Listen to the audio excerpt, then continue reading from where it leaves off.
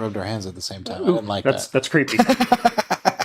Let's try not to do that anymore. Yeah, tone it down, Jeff. Welcome to Talking Heads, everyone. Episode 265, your once-week live show for the latest in beer and tech news. I'm Jeff. I'm Rett. Welcome to the show, everyone. Thank you all so much for joining us on this last show of 2022. If you read the title of tonight's episode, you know we're doing a pretty low-effort stream. What does that mean? Well, it's the week before CES, which means there is no tech news.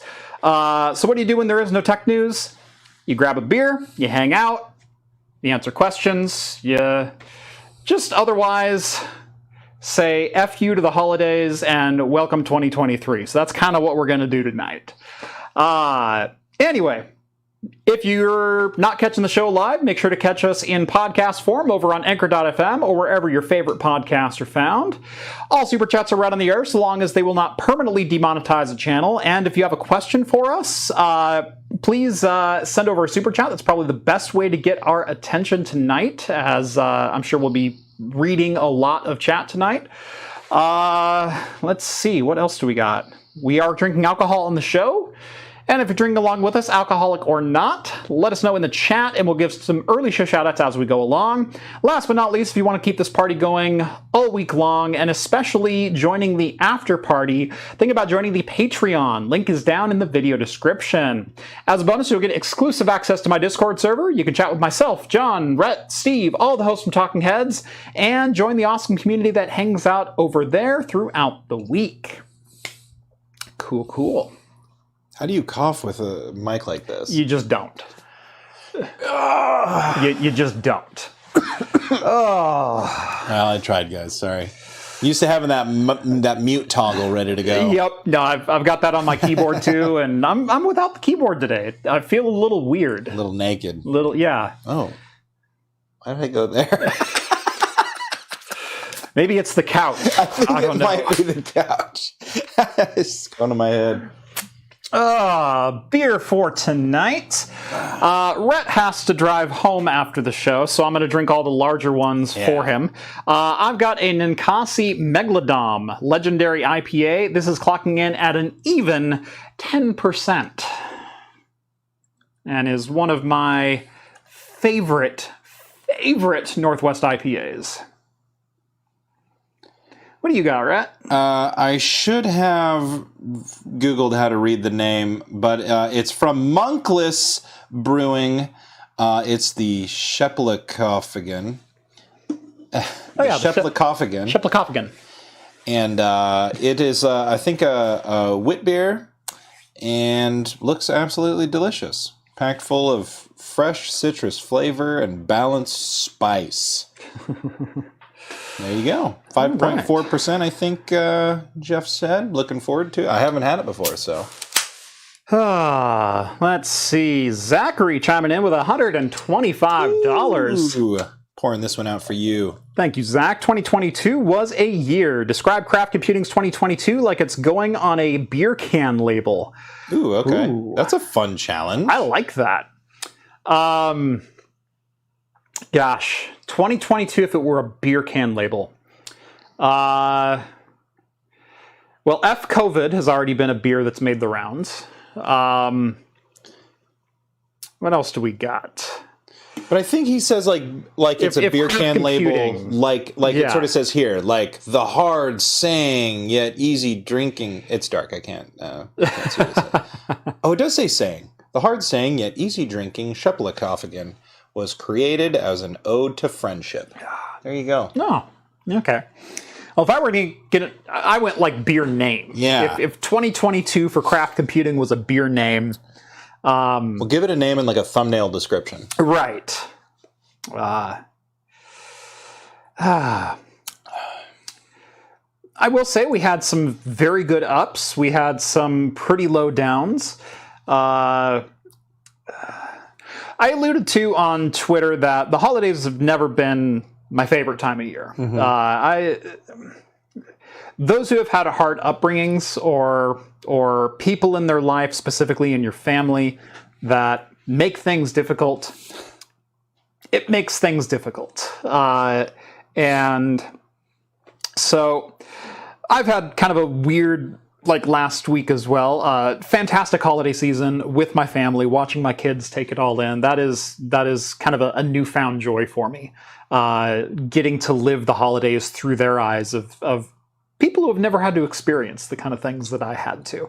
And that's brought a little bit more of a positive spin on things. But if you don't enjoy the holidays, it's okay to not enjoy the holidays. I personally don't overly enjoy the holidays. But yesterday I tried to take off the side of my thumb with a drill. I'm really glad that I hit the thumb with the chuck instead of the drill bit. Otherwise, we'd be using the term deglove. So I was trying to drill through a piece of plastic. And it was a brand new self-centering drill bit. Super sharp. And I should have known this was coming, but it was kind of like end of the day. I'm just trying to get through a couple of honeydew things. I was hanging something up. And so the drill bit went 1 rotation, 2 rotation, we're through. And with a brand new drill bit, and especially with something like ABS, where it's got some flex to it, it's got some elasticity to it, it tends to grab the drill bit once it breaks through. And on a new drill bit, it'll just suck whatever piece you're using or you're drilling through straight up into the drill chuck. And that's kind of what happened to me. And so it went zip, zip, zip, and through the chuck of the drill into the corner of my thumb, which was right in the path. Yeah, that was a thing. It's okay. It doesn't really hurt anymore, but the tissue damage probably goes about halfway through my thumb. And then last night we also got an ER visit. That's always fun. Lots of blood everywhere, more blood than I shed. Everyone's fine, but yeah. So, how about your year? How's your year been? Not too bad. Yeah. Got a new job. You guys are looking at it. Getting paid for this. You're going to get a new one next year, too. Yeah, if I keep drinking the monkless, that's where it's headed. Mm-hmm. But yeah, otherwise the holidays, the holidays were good. I'm not a big fan of the holidays either. And yeah, surprisingly, Jeff and I's reasons are like remarkably similar for that whole sort of thing. And you have like a lot of like, stuff to sort of overcome, but it's sort of the same thing for me, like sort of rediscovering the joy of the holidays through like my kiddos' eyes. Mm-hmm. Like Halloween is always like a pretty tough one for me, but like this year I actually kind of had fun like carving pumpkins and stuff, which like I hated doing. Like, the short version of that story is like we were carving pumpkins with my mom one year when I was a kid. I don't know how old I was, maybe like 12. But are we meeting same time next week? Yeah. Okay. But anyway, long story short, we carved a pumpkin. She wanted more pumpkins carved. We said, well, you asked us to carve one. And she said, fine. She picked up a pumpkin and she threw it clean through the wall. The hole stayed there till we moved out like 10 years later. Like, she covered it with a pizza box and everything. And so, yeah, I just like kind of resented carving pumpkins after that. But now it's kind of fun. I had fun. I carved like... I carved my one with some effort and then helped other people with theirs. When you start setting aside your own personal emotions and vests and things like that, and you can start making new memories with your kids or with other people, there's a bit of healing to that. Yeah, for sure. Sure. Yeah, and then we had a pretty cool, chill Christmas, like low-key, no drama. Like, nice. Yeah, it was great. Yeah, that was kind of our Christmas here, too. It was super low-key, very enjoyable. The girls both got brand new bikes, so I got to be that dad on Christmas Eve, putting bikes together in the living room. So, yeah, that's something I've never experienced before. So, yeah, that was super cool. Sweet. But, yeah, so like it... Lots of ups, lots of downs. Definitely wasn't quite as successful on the channel as I think I wanted to be. Yeah. just whenever we kind of got a groove, there was some curveball that got thrown at us, whether it was personal, professional, whatever. There was always something where it's like, okay, we got 2 videos in the bank. We can finally, like, and then it's like, oh, I have COVID. I'll see you in 3 weeks. And that's exactly what it was. It felt like we had one of those months in the spring where as soon as we found our stride, yoink, ripped out from under us. Yep. We had one of those months in the summer with COVID and illness and all that sort of stuff. And then we just had that in November. Like, November was awful. Yeah. I've been telling everybody because, like, I feel like I hadn't seen so many people. And they're like, hey, man, how's it been since I last saw you? And I'm like, dude, I've been sick. I was sick for, like, 6 weeks, 8 weeks straight. We got over one thing and caught the next thing. Someone's bleeding out of their ear. We've had... just like... And it's demonic possessions and like, where do I even start? And believe it or not, because of COVID, there is a shortage of young priests and old priests. But it's just so awful. And then I feel like, kind of December, we really kind of found a good new stride. Yeah. Hammered some things out, but then the holidays hit a little bit. And so you're trying to figure out the balance there. And it's like, but here we are. It's been a rough 6-8 weeks thereabouts, but lots of cool content planned. I'm writing a video that I'm really pumped for right now, and I've got like 2 or 3 bangers in a row. I think that we're gonna get through. So one of them about Ventoy or what? Yeah, of course. As the 2022 brand ambassador, I want to carry that torch into the new year. You know what? It's impossible to hate on Ventoy because that was one of the most successful videos of the year, It really is.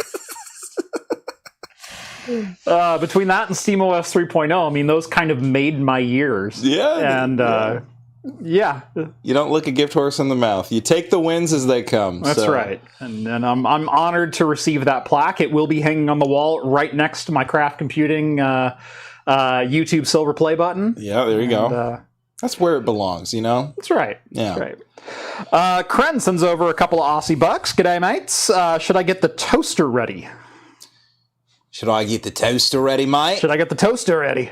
I don't know what he means by that. I don't know either. Toaster. I am familiar with a lot of Australian slang. Is that like some sort of like drug reference? But yeah, I'm not keen on that one. So I might. Maybe it's in the way you say it with the accent, but I don't know how to say it. Should I get the toaster ready? Toaster? Toaster? Toaster. Toaster? Let us just dunk on your culture 1,000 times over with our awful Australian accents.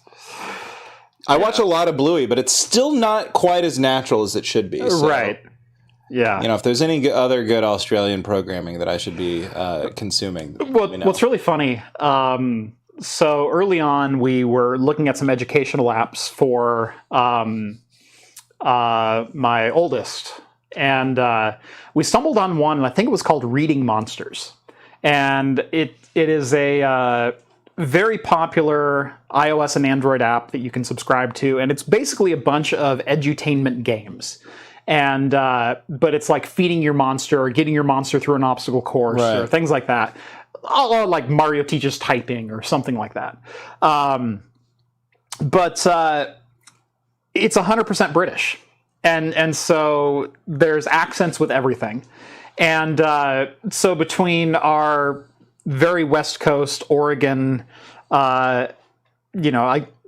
it an accent, but between our West Coast, Oregon English, Northwest English, and the British English that my daughter was learning, she almost developed... I now understand where the Boston accent came from. Yeah. Because she started doing garbage can and my gotta get my khakis. Yeah. Gotta get my khakis. Yeah, you got that khakis over there? Get my khakis. I'm walking here. Yeah. No, and so it was hilarious. That's awesome. Listening to her starting to pronounce some of these words. Oh, that's funny. Get my khakis. Yeah, it is kind of interesting. Like, I did a deep dive on the way that, like, on sort of like the spin out of different English dialects. And it's so crazy how you can see how close they are. And when you say like the Boston is that closely like related to the British, it doesn't feel obvious at first. But when you really listen to it and think about it, it is like it's just a spin-off. It's kind of wild. Right. It's wild seeing how that works for like the Southern dialects too. By the way, Kren messaged us in the super secret awesome chat on the Discord, and it's Vegemite. Okay. Toaster is Vegemite, everybody. So okay, gotcha. Put that mystery to rest. Should I get the toaster ready? G'day, mate. Got that old Vegemite there. I don't know why I have to say g'day, mate, in order to find it, but everybody's got that. Right.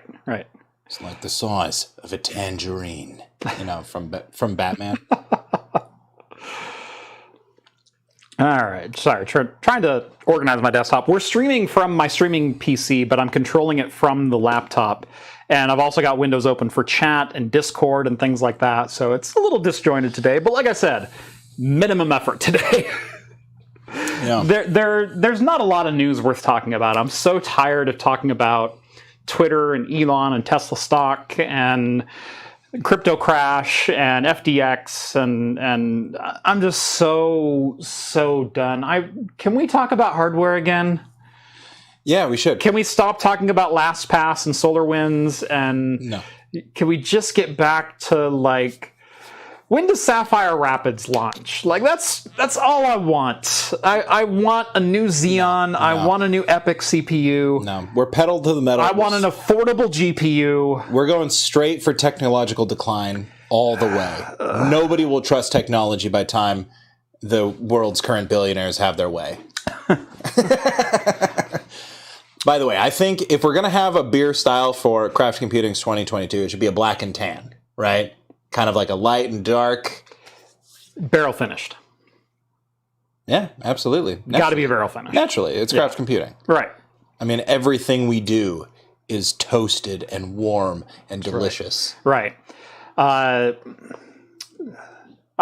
said this a couple of times, but craft, yes, it was an innuendo to craft beer. And I planned on drinking a craft beer on every video, and I think I've held up my end of the bargain. There's been a few. There's been a few. Recently, even. But you're talking about less than 1%. Like, what has there been? 4 videos all time that haven't had a craft beer on them? But I've also got a couple of beer vlogs. Okay, yeah, there you go. Which kind of rounds us out. There's a couple of videos where you do 2 beer reviews. Right.